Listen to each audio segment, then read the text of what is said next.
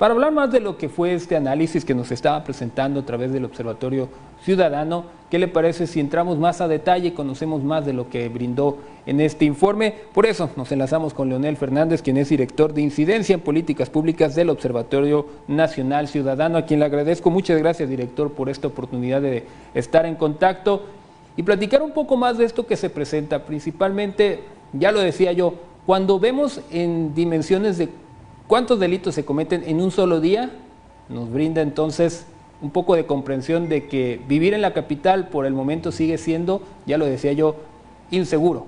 ¿Cómo lo ve usted? ¿Qué tal, Francisco? Muy buenos días. Pues en efecto,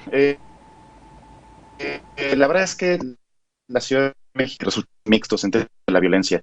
Como bien mencionas, quizá no estemos viviendo un problema de violencia como se conoce en el país, como en los estados norte del país, o quizá en el sur, como en Guerrero o en Jalisco. No es un problema particularmente de homicidios o de secuestros. Sin embargo, existe un problema bastante serio sobre robos. En general, robos con violencia, robos a transporte público, robos a transeúnte, que afectan directamente tanto la percepción de seguridad de las personas, el patrimonio mismo de las familias.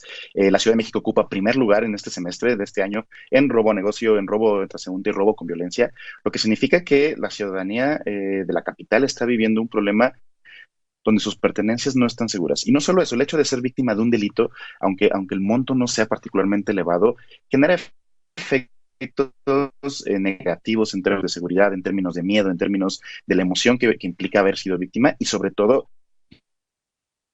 encontrar una atención particular en las autoridades que puedan resolver este problema. Bien elaborado por todas las cifras que presente. Si algo tienen los números es que son muy fríos. Llama la atención justamente lo que dice de qué sucedió en un día promedio en la Ciudad de México y aparte se contabiliza en tiempo, es decir, una víctima de homicidio doloso cada 8 horas, cada 14 una víctima de homicidio culposo, víctima de extorsión. Pero bien comenta, estamos hablando de cifras, podríamos considerar bajas y desafortunadamente así es en comparativa con otras entidades. Pero cuando hablamos, por ejemplo, de situaciones como es el robo de vehículo cada hora, el robo también en transporte público cada 2 horas, nos demuestra que hay mucho trabajo pendiente por hacer, al menos en el tema de prevención del delito. Es correcto, Francisco. En particular es una de las principales recomendaciones que hemos hecho. Lamentablemente en todo el país, y la Ciudad de México no se queda detrás, las acciones tienen que ver más con la reacción, con tratar de atrapar al delincuente y llevarlo ante la cárcel.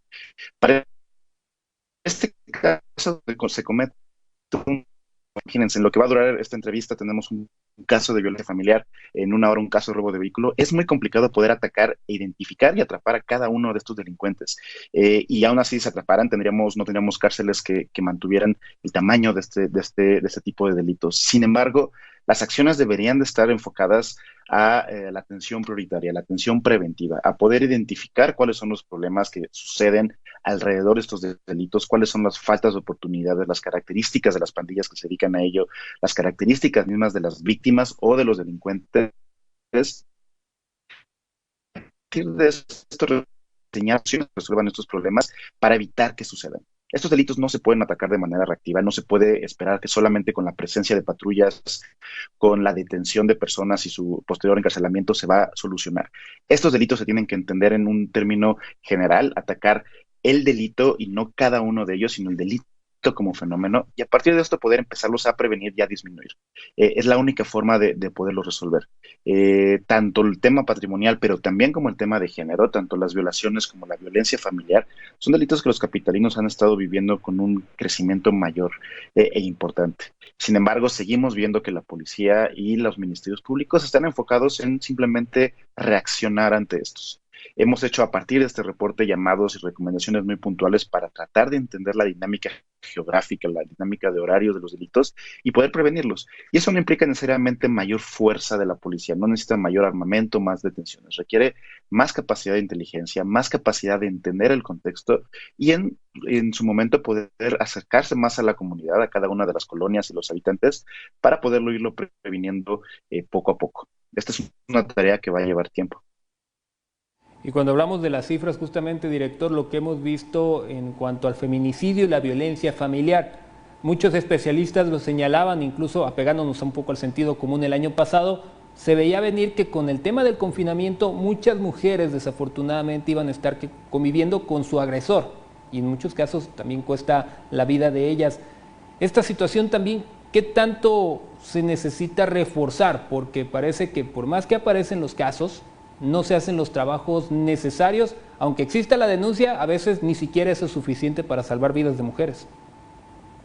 Por supuesto, y bien lo mencionas, viven con el agresor y en un contexto de pandemia es muy complicado que la víctima salga de su hogar sin que el agresor esté al pendiente, vaya a hacer una denuncia, pueda regresar al mismo lugar sin correr riesgo, sin tener miedo.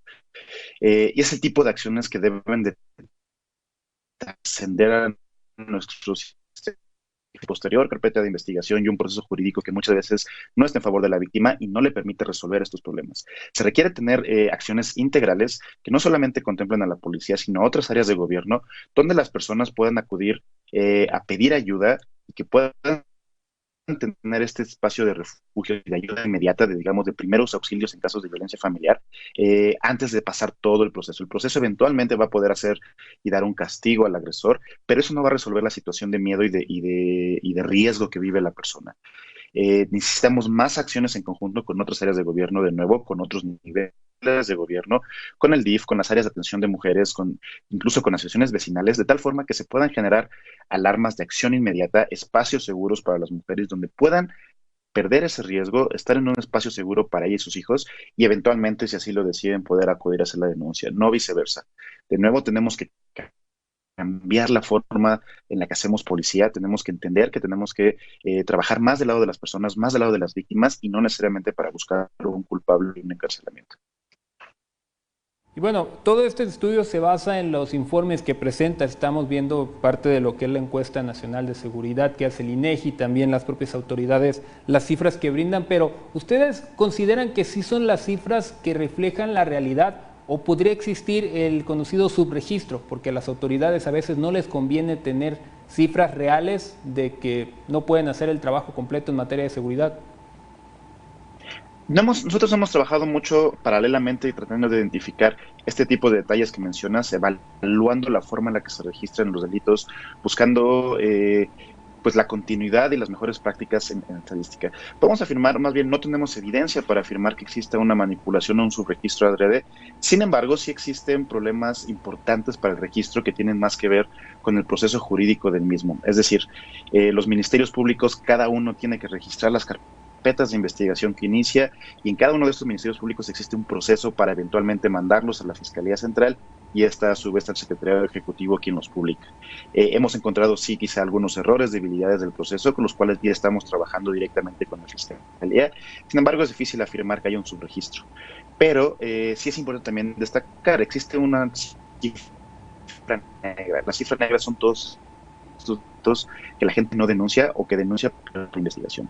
Aquí es donde encontramos la mayor debilidad de la información. En México, de acuerdo a la encuesta de INEGI, la ENVIPE, y de acuerdo también a la encuesta que nosotros realizamos a principio de este año sobre la Ciudad de México, existe una cifra negra del 93%, es decir, la autoridad solamente conoce 7 de cada 100 delitos que se cometen. Aproximadamente la gente va a denunciar en 1 de cada 10, pero por falta de evidencia, por falta de características o muchas veces también por negligencia de la propia autoridad, por disuasión, no se inicia la investigación propia de cada uno de estos delitos. Aquí es donde existe la mayor fuerza del subregistro. Lo que podemos afirmar es que estos datos que vemos representan alrededor del 7% de todos los delitos que realmente suceden.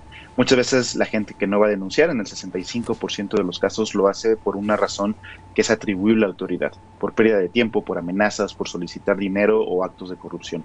En el otro 35% simplemente es por falta de cultura cívica, quizás también de los propios ciudadanos. Increíble, sobre todo si hablamos de la cantidad que son y los pocos que se llegan a denunciar. Director, muchísimas gracias por este tiempo que nos pudo brindar y ampliar este informe que presentan, disponible ahí también en todas sus plataformas para quien quiera pueda checarlo. Muchas gracias, que tengan excelente miércoles. Excelente miércoles, Francisco, a ti y a todo el auditorio y un saludo a todos. Muchas gracias. Muchas gracias. Ahí estuvo Leonel Fernández, director de Incidencia de Políticas Públicas del Observatorio Nacional Ciudadano.